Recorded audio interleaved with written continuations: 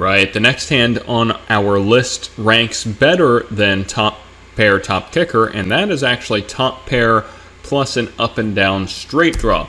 So, for example, if we have Jack 9 on the 8-10 Jack board, this is a pretty strong hand in short deck. It's a stronger hand than it would be in No Limit Hold'em by comparison.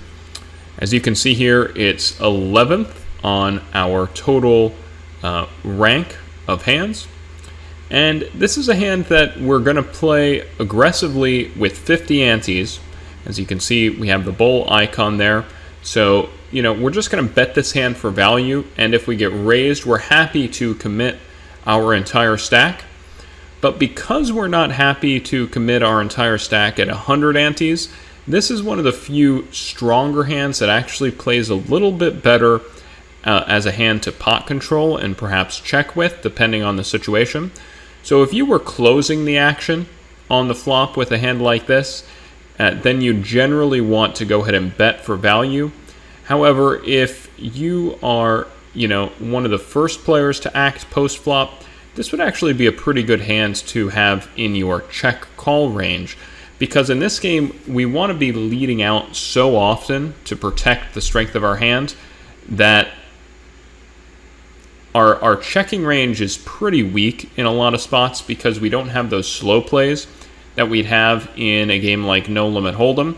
So having some hands in your check call range that are reasonably strong is a good thing to do from time to time, and this is one of the better hands to do it with.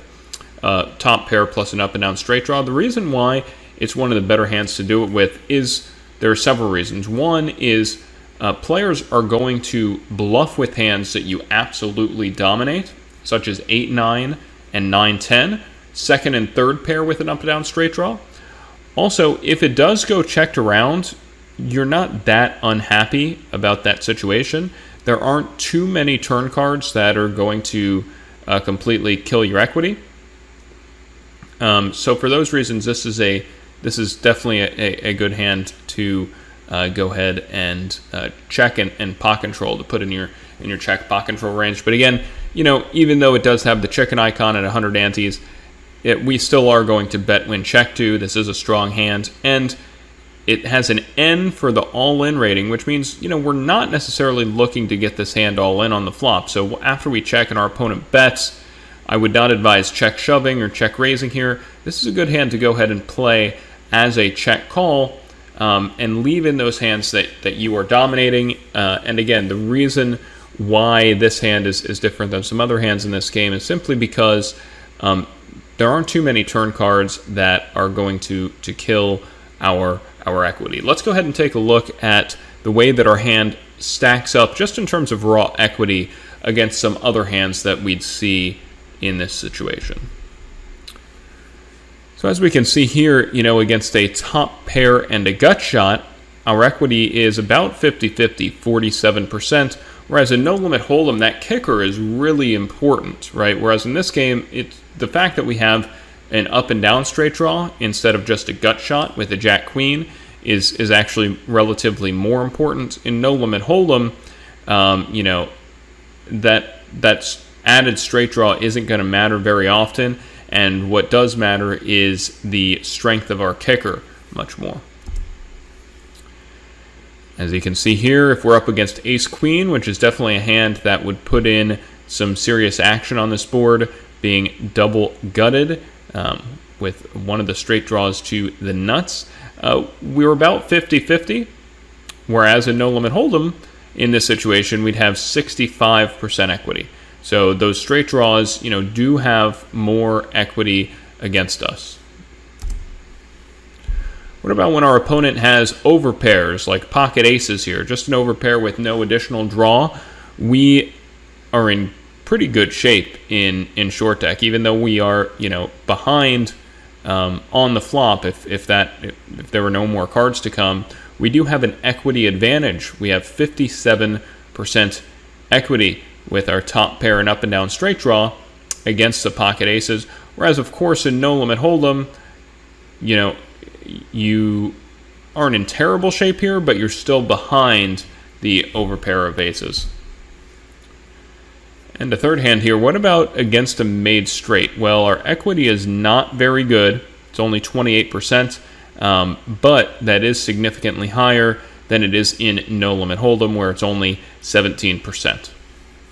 So as you can see here, really the only bad scenario for us, is when our opponent does have that flop straight. We also don't have great equity against a set, but a lot of times, if they have a top pair, even if with a stronger kicker, or if they have an overpair, our equity is really good.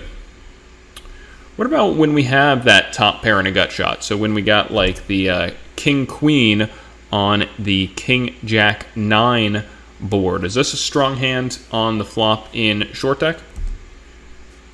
It is pretty strong. It ranks 13th overall among our hand rankings.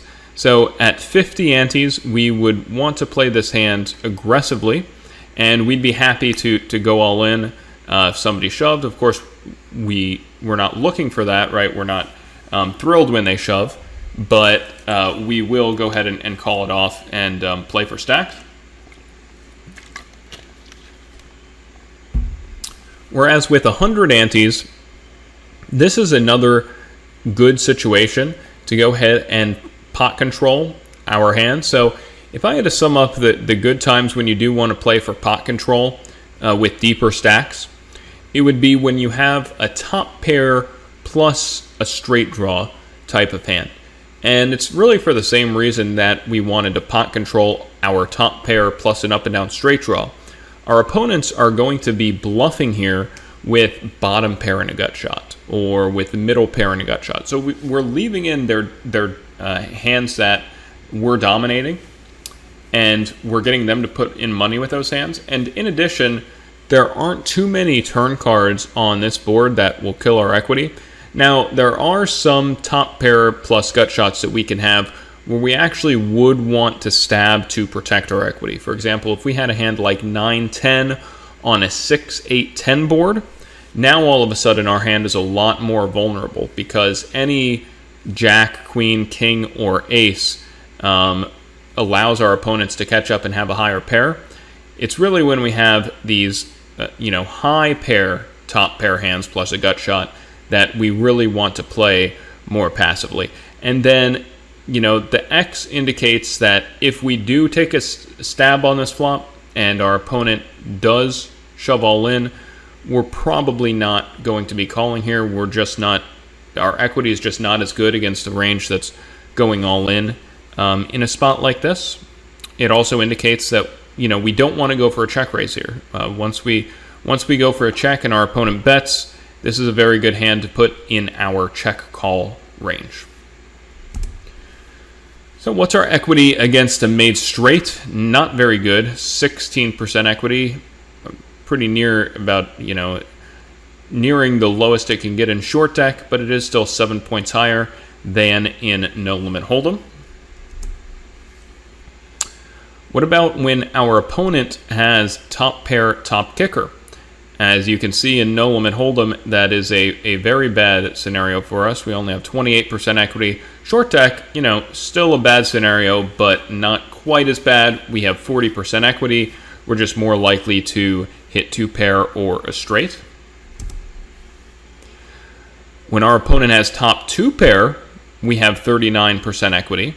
So, the No Limit Hold'em equity is the same between those two, and the short deck equity is approximately the same as well. So when you have king-queen on this board, you don't want to see king-jack just as much as you wouldn't want to see ace-king. And if our opponent has something like bottom set, then, our equity is real bad, 22%. Of course, it's 16% in No Limit. And all these hands here are the type of hands that we may see our opponent go all in with for 100 antes. Maybe they wouldn't with ace-king, but the other three hands, they certainly all would. Of course, that's not to say that they wouldn't do this with bluffs as well. We would see them go in with hands like pocket queens or pocket tens sometimes for the nut straight blockers.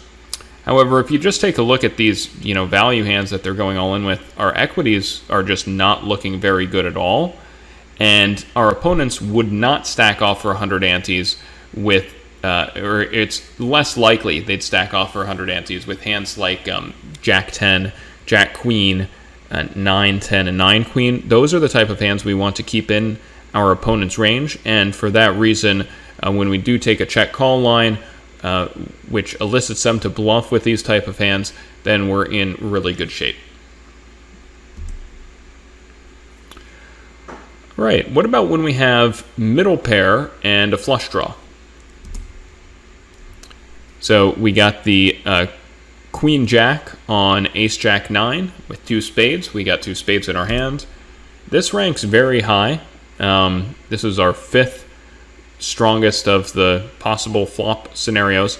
As you can see here with 50 antes, we are betting and we are going with this hand.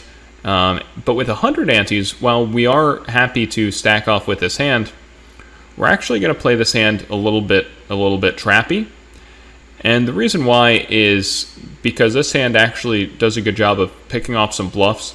This is a hand that is not very vulnerable on turns. It can basically continue on just about every turn card because we have significant equity with our flush draw.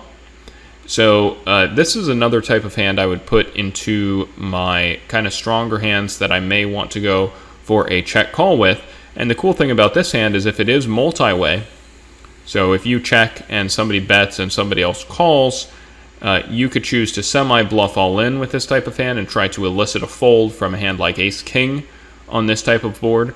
But if it just remains heads up and it's possible that you are ahead of your opponent, that they could be bluffing with a hand like 9-10 or Jack 10, and of course Queen 10 you'd see as a bluff a lot, or 10-8, then just going for the check call makes sense. So when our opponent has top set here, we have 35% equity, whereas in no limit hold'em we would have 30% equity. You're going to see that the equities run a little bit closer in this spot between short deck and no limit hold'em. And the reason for that is because we're actually less likely to hit our flush in short deck. So even though this is still a very strong hand and having that flush draw does add considerable amount of equity to our hand compared to if we didn't have the flush draw, the equities, the difference in equity between short deck and no limit hold'em is not going to be as wide as in other hands, like for example if we had an up and down straight draw, simply because again that flush draw is less likely to come in. Here's another one. If our opponent does have Queen 10 here in short deck, we have 70% equity, whereas in no limit hold'em, of course, we'd be at 81%, and that just really kind of shows us how up and down straight draws go up in value in short deck compared to no limit hold'em, even against a flush draw. And yeah, the reason for that again is we're less likely to hit a flush. Also, flush draws perform relatively well in this game against sets, because if it does go full house flush, you actually win, whereas in no limit hold'em, if it does go full house flush, you still lose.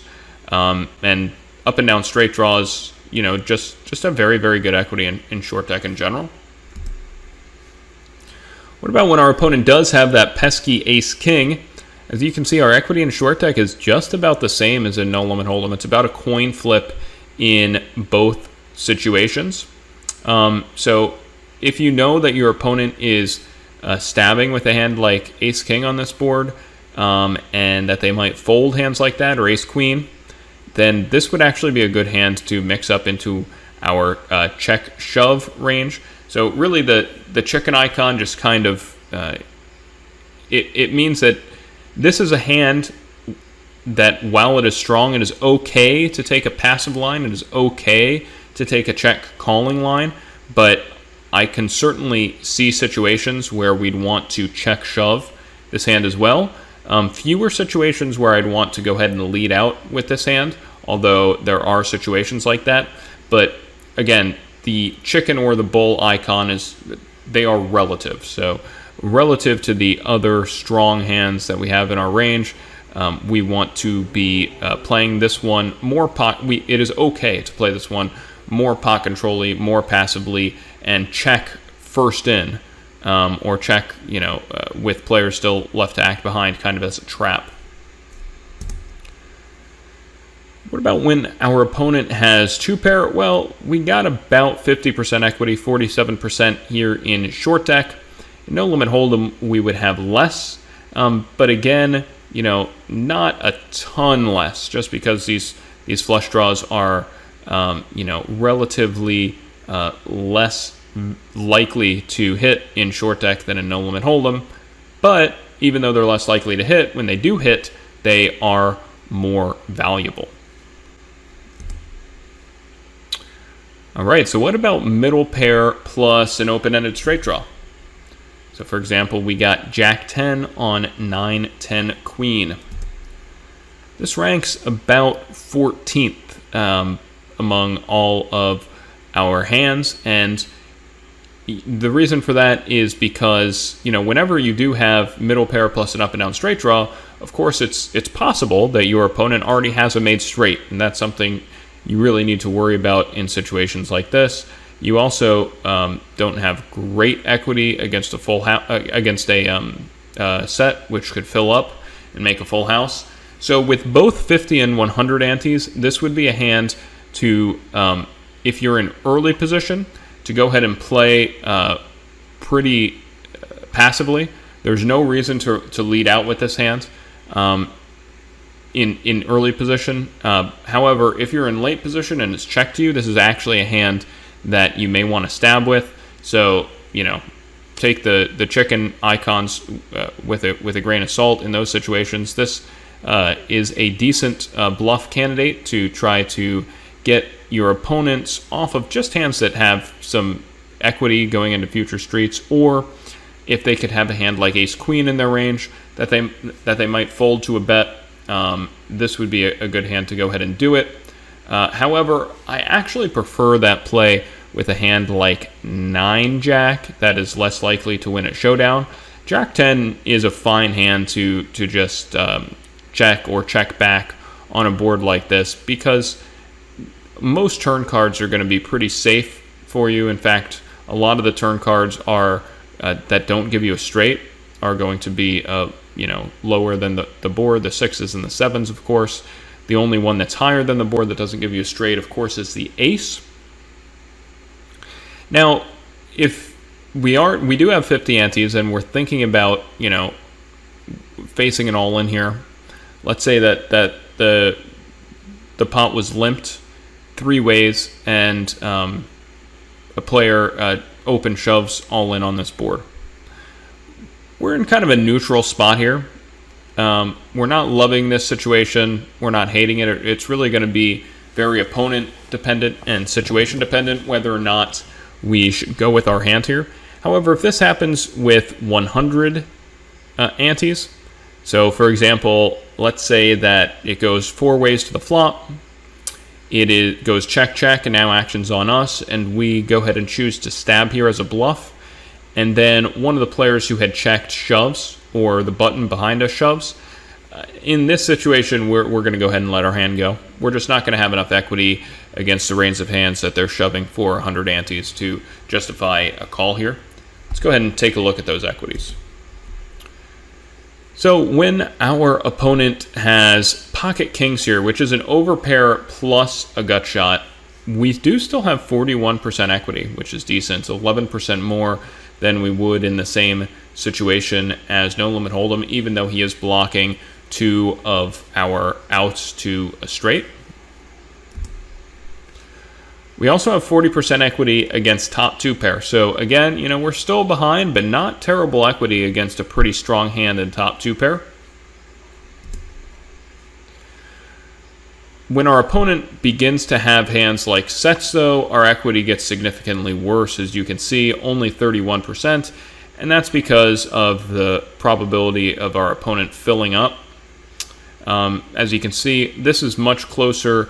The numbers between short deck and no limit hold'em are much closer when our opponent does have that set, as opposed to when they have top 2 pair or an overpair.